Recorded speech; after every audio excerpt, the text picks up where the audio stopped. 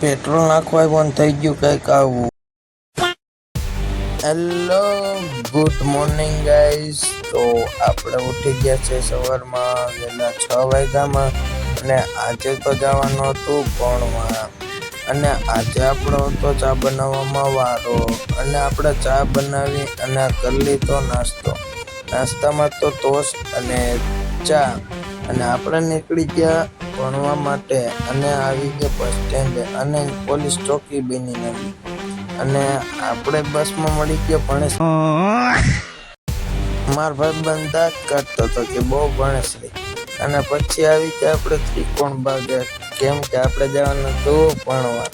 અને ત્યાંથી આવી ગયા ભણીને રિસેસમાં આવી ગયા ખાવ ગલીમાં નાસ્તો કરવા. અને ત્યાંથી આવી ગયા આપણા ભાઈબંધે કીધું પૌવા બટાટા ખાવ. અને પૌવા બટાટાના દાતા હતા દિવ્યેશભાઈ.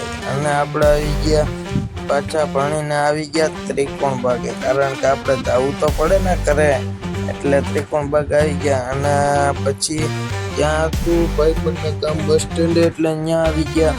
અને ત્યાંથી પાછા આવી ગયા ત્રિકોણ બાગે અને ત્યાંથી બેસી ગયા આપણી 11 નંબર બસમાં. અને 24 કલાક ફૂલ ટ્રાફિક જ હોય આ 11 નંબર. અને આવી ગયા ઘરે. અને આજના બ્લોગમાં બસ આટલું જ. આજે બ્લોગ બહુ મોટો એટલે આવશે પાર્ટ 2. તો તમે બન્યા રહેજો બ્લોગમાં અને લાઈક શેર ફોલો અને સબસ્ક્રાઈબ કરી નાખજો.